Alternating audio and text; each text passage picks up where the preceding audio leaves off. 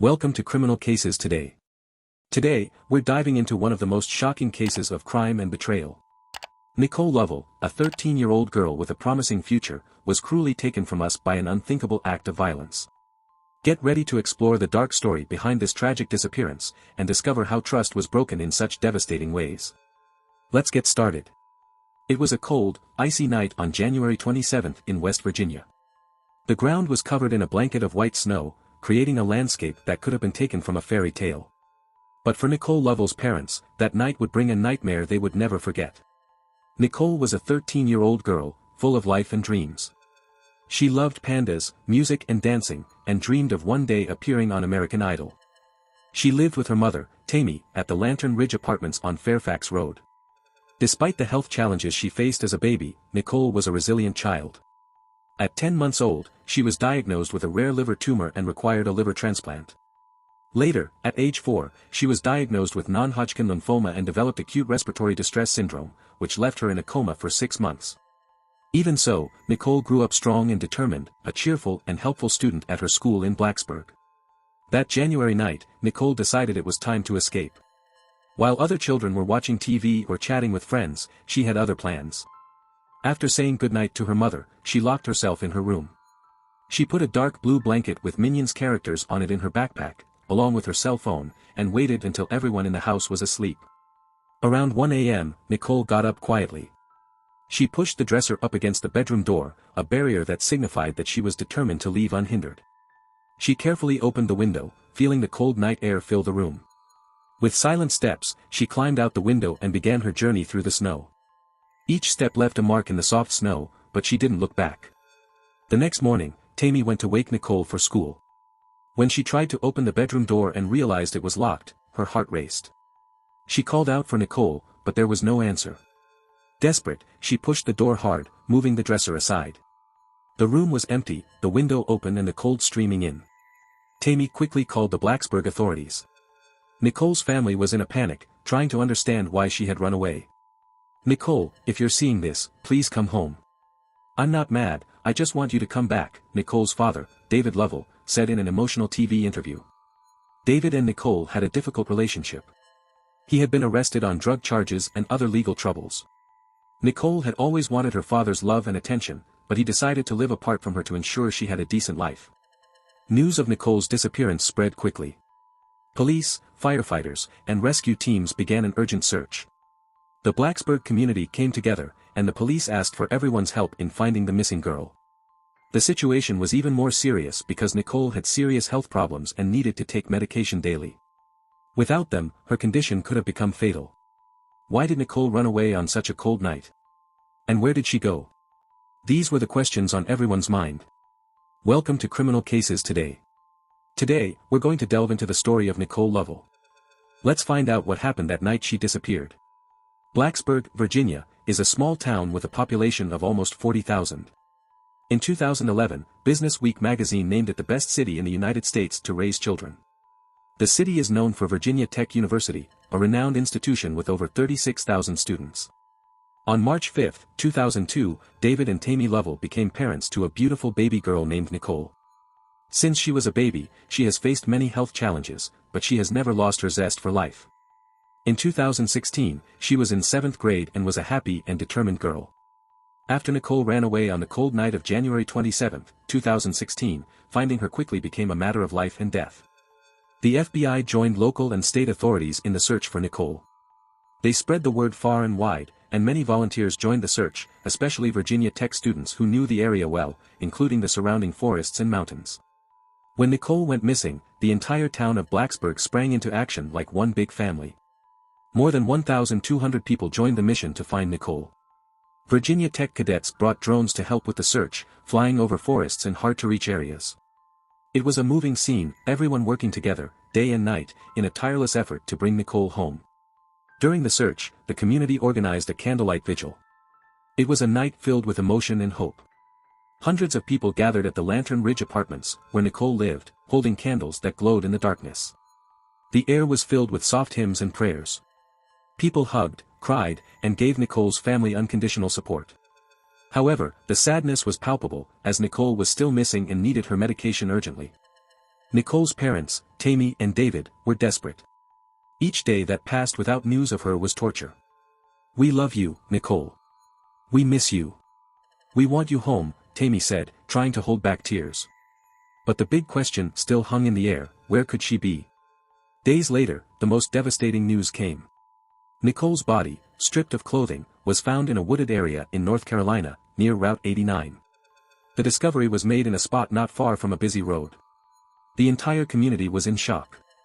For Tammy, it felt like the world was falling apart.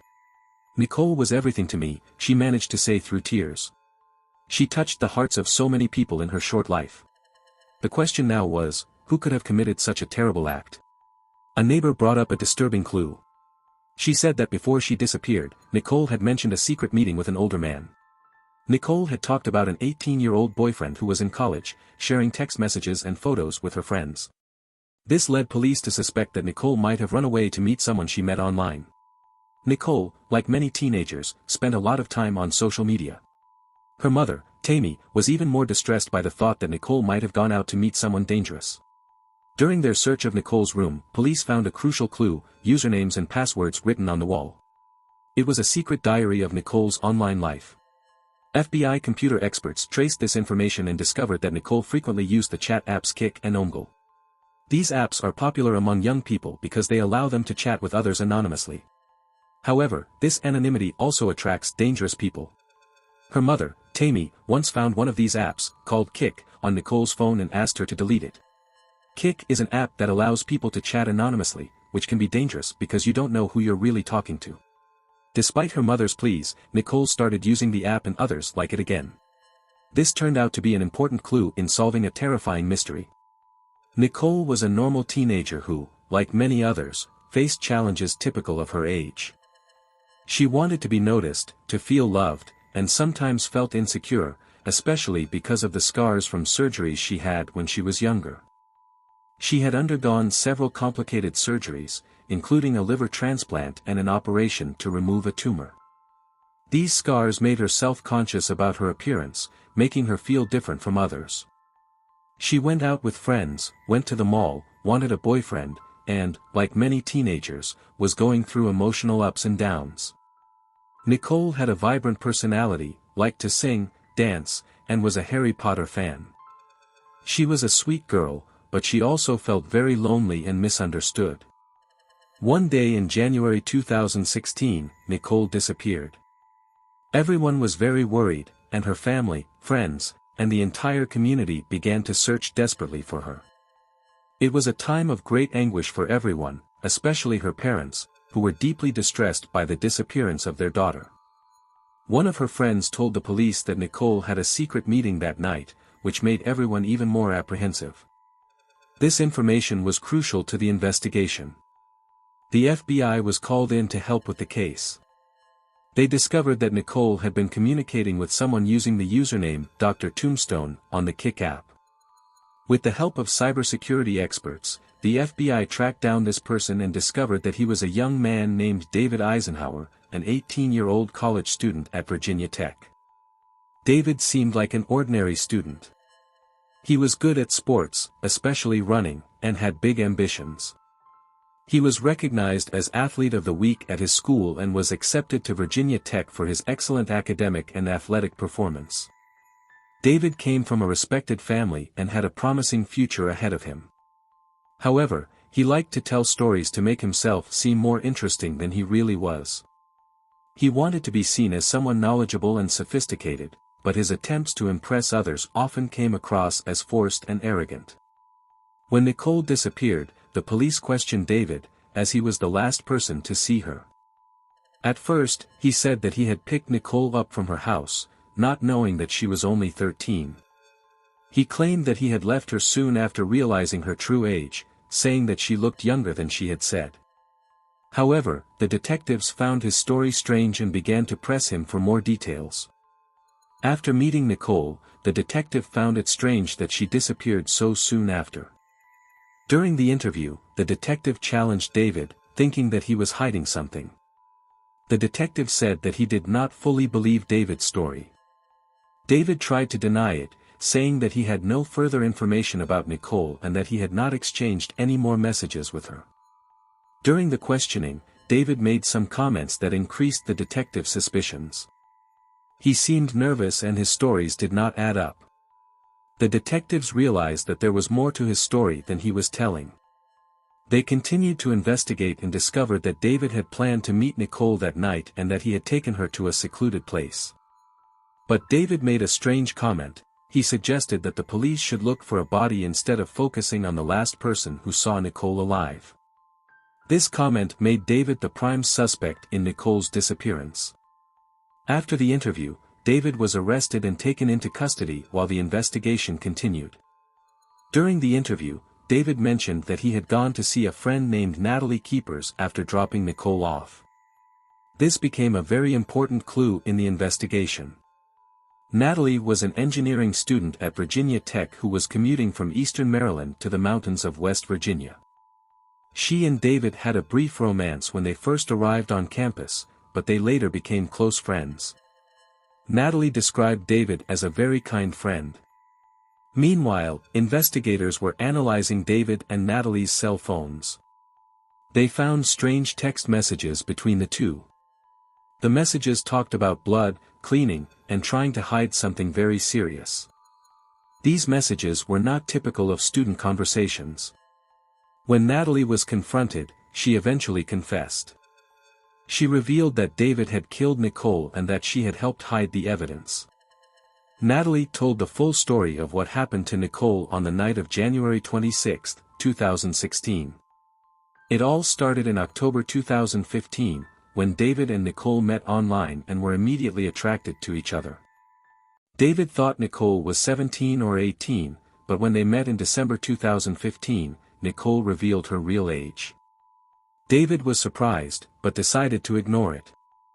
After the meeting, David changed a lot. He felt like he had crossed a line and was afraid of the consequences.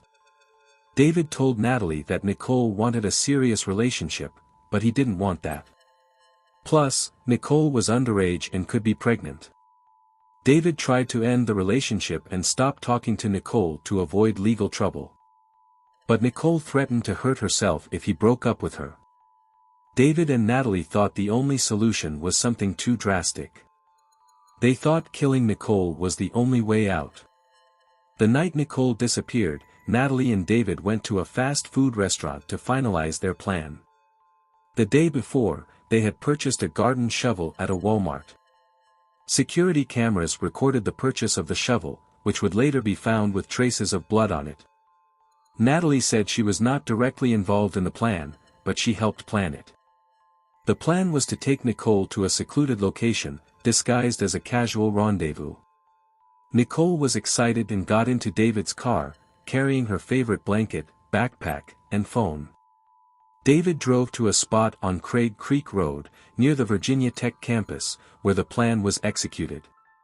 The road David and Nicole were driving on was narrow and winding through a wooded area, filled with tall, dense trees that seemed to hide the way. Sparse homes and trailers were scattered along the rural road, but that night, everything was silent and desolate.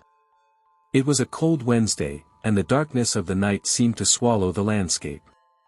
Only the car's headlights illuminated the path, casting long, unsettling shadows on the surrounding trees. Around 1 or 2 in the morning, David found a secluded spot. It was an open field, far from the sight of any human being. This remote location had been specifically chosen by David to carry out his cruel plan. Nicole, unsuspecting and trusting David, had no idea what was about to happen. The atmosphere was charged with a silent tension as David prepared for action. As investigators examined the scene, they discovered disturbing details. Nicole, a courageous young girl of just 13 years old, had been brutally attacked. David used a shovel to stab Nicole in the neck, causing a fatal wound. He then continued the attack with a knife, inflicting 14 blows. Nicole was a young woman who had faced great challenges in her life, including a liver transplant and several other serious health conditions. She was dearly loved by her family and fought bravely against her adversities. However, on that cold and lonely January night, she met a tragic fate, far from the comfort and love of her family. After the attack, David placed Nicole's body in the trunk of his car, along with her personal belongings, including her beloved Minion blanket. David then returned to his home, where he spent the night in a warm and comfortable environment, in stark contrast to the coldness of the crime scene. Nicole's body remained in the trunk, hidden and desolate, while David tried to distance himself from the horror he had caused. During the night, nothing seemed out of the ordinary. The tragedy unfolded quietly until the early hours of the morning. The next day, January 27, 2016, David texted Natalie Keepers, asking for help in dealing with the situation. Natalie, who was in Virginia, quickly became involved in the plan. They met up and got into David's car, driving to a secluded location in the neighboring state of North Carolina. David's phone number revealed that he had made an inquiry in Virginia about where to dispose of a body. The person he had consulted may have thought David was joking, not realizing the seriousness of the situation. While driving through North Carolina, David and Natalie found a suitable location for their plan, a remote, wooded area not far from the home of a relative of David's. Once there, David and Natalie removed Nicole's body from the trunk. They undressed Nicole and carefully cleaned the area, trying to remove any evidence of the crime. The body was then disposed of in a wooded landfill, in a secluded area off the main road, on the side of a mountain. The strategy was that the cold of the night would help minimize any odor and that nature would cover the body with leaves and debris, hiding it from view. David had done extensive research online about how to dispose of a body and the techniques used by police for identification. However, he was unable to find all the answers he needed. These failures were key to his eventual capture. When Nicole's body was found, it was in a state that indicated that David and Natalie had failed to remove all evidence of the crime. Forensic experts began to piece together the evidence in the case. They found small pieces of skin under Nicole's fingernails, which revealed that she had scratched David during the attack. These pieces of skin were crucial to identifying the attacker, providing DNA evidence. In addition, police found other important evidence. In dumpsters near the crime scene, a dive team discovered a bottle of bleach and several wet wipes stained with brown stains, indicating attempts to clean up the crime. Traces of blood were found in the trunk of David's car. The most striking piece of evidence was a bag found among Natalie's belongings. Inside the bag were blood-stained clothes and Nicole's dark blue Minion's blanket, which David and Natalie had tried to discard. Were left behind, marking the beginning of the dire consequences that the two would face. David and Natalie found themselves in serious trouble when, on January 29, 2016, David was finally arrested. 2 days later, on January 31, Natalie was also arrested, and the case of Nicole, a 13-year-old girl, gained national attention. The investigation revealed that social media played a crucial role in solving the case. David and Natalie claimed their innocence, but David's defense took an unexpected and intriguing turn. Rather than simply denying any involvement, the defense argued that Natalie was the real mastermind behind the plan. They suggested that Natalie manipulated David into committing the crime against Nicole, portraying her as a cold and calculating person who was eager to see the tragic plan come to fruition. This strategy aimed to create the impression that Natalie was the mastermind behind everything, while David was a victim of manipulation. Natalie's defense, on the other hand, tried to argue that she was not physically present during the crime. Natalie's lawyers insisted that although she had been actively involved in the planning and concealment of evidence, she was not at the scene when the crime occurred. This strategy was intended to minimize Natalie's direct responsibility for the violent act, but the evidence showed that her contribution to the crime was significant. Natalie had helped plan the crime, provided emotional and logistical support to David, and was deeply involved in the concealment of the body and the disposal of evidence. The details of the investigation revealed that Natalie helped plan the attack on Nicole and played a key role in disposing of the body and attempting to erase all evidence.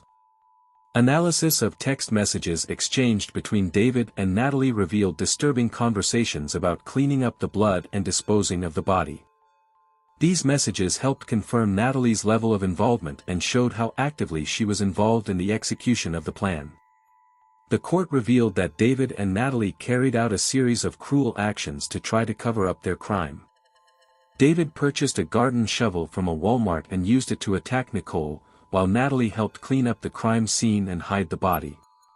Nicole's body was left in a remote location and covered with leaves and twigs in the hope that nature would help hide the evidence of the crime. Forensic analysis revealed that the cleanup attempt was insufficient, and the evidence found at the scene helped build the case against the two. At the end of the trials, David was convicted of all the crimes he committed.